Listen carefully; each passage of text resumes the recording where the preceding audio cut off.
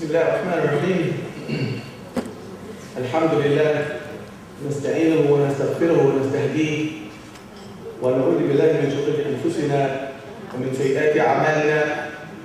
من يهد الله فلا مضل له ومن يضلل فلا هادي له واشهد ان لا اله الا الله وحده لا شريك له واشهد ان محمدا عبده ورسوله صلى الله عليه وعلى اله وصحبه وسلم. رب اشرح لي صدري ويسر لي امري واحلل عقدة من لساني يفقهوا قولي. وقيني شر نفسي وفلت لساني وان اضل اضل بغير حق من رب العالمين. وبعد السلام عليكم ورحمه الله and good evening to all our guests. I want to start off by clarifying one thing very quickly, especially for our non-Muslim guests. The Arabic that I just recited is not some kind of coded anything. It was simply actually part of the Quran depiction of the prayer of Moses as he actually prepared to go before the Pharaoh and to tell him to let my people go. The second thing I want to say, particularly to our non-Muslim friends, and I mean this very seriously, it always warms my heart and it gives me a sense of confidence in the future to see so many non-Muslims come out in support of these kinds of events. And it warms my heart. In fact, it brings me back to part of the example of the Prophet Muhammad. And I think that it bears recollecting that the Prophet himself had non-Muslims who also, at various and sundry points, in fact at times at critical points in his career, stepped forth to lend their support to the Muslim community. And the Prophet himself was an individual who was always very emphatic and explicit in expressing his gratitude to those non-Muslims who came forth and contributed in helping the Muslim community in their time of need. And I would like to follow in his example and extend my heartfelt thanks to those non-Muslim brothers and sisters who have come out to support CAIR tonight.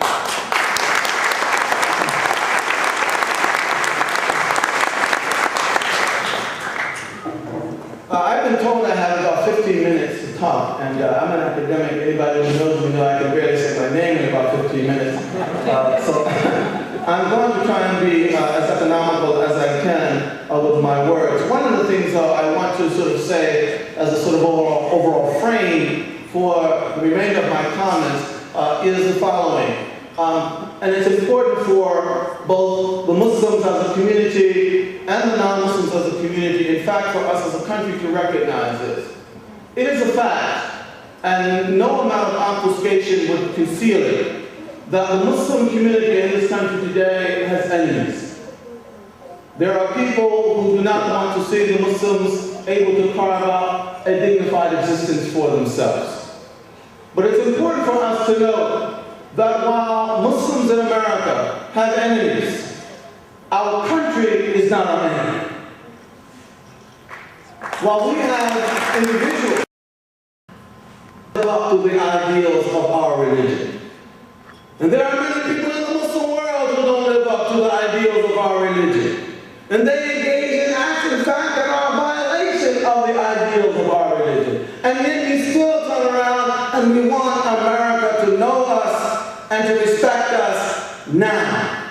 In fact, we even want, some of us, we even want America to do that which human beings do not and cannot do. Human beings are endowed with natural defense mechanisms.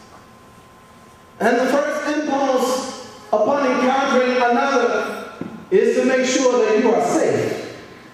There's a tendency to throw up defense mechanisms. Because, again, as human beings, we are vulnerable to being hurt. America, as a society, also has its defense mechanisms. And the only way that we can get those defense mechanisms to relax is to engage our country. is to engage our neighbors. In fact, to engage our enemies. What does the Quran say about this? ادفع بالتي هي أحسن. فإذا الذي بينك وبينه عداوة كأنه ولي حميم. Repel aggression with that which is best. And then you will find that between you and he, that there was enmity. You will find him as if he is a close friend now. The point that I'm trying to make here is the following. We cannot engage in the false hope of being able to just run through the situation that we are in right now. We are going to have to walk through this. And we're going to have to walk through this with dignity. And we're going to have to walk through this while we engage our neighbors, while we engage our co-workers, while we engage our government. And over a period of time, as we go about the business of actually showing who we are in real time and in real space, not simply in theory, not simply in talk, but on the ground in the world of actual engagement. That will produce a situation whereby we, in the spirit of the Prophet Muhammad sallallahu alaihi wasallam, we will be able to open up some psychological space. We will be able to open up ourselves so that those who are around us can look into us and see what is really there. And when we are able to do that, what we will establish are genuine relationships. Relationships that can withstand all of the propaganda that's swirling around us. False hope is the hope in things that are not grounded in reality. True hope is an embrace of reality, whatever it is, underwritten by the belief that ultimately truth and justice will prevail. And the only way that we can embrace the notion that truth and justice will prevail is to be very secure in our relationship with the one who guarantees ultimate truth and justice.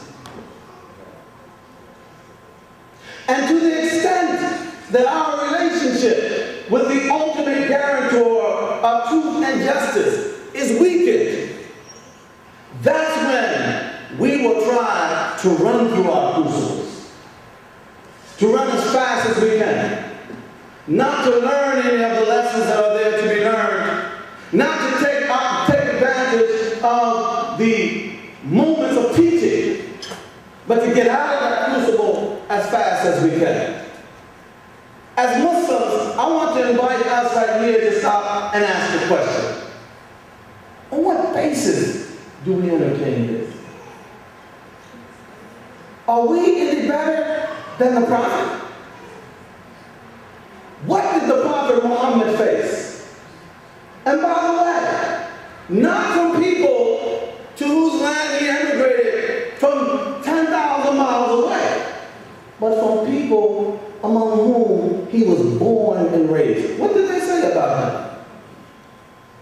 They said, what? You are mad. You are a liar. You are a soothsayer. You just want power. They said all of these things.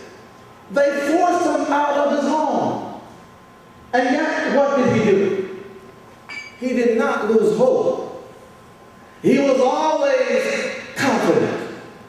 He did not lose hope or confidence in himself. He did not lose hope or confidence in God.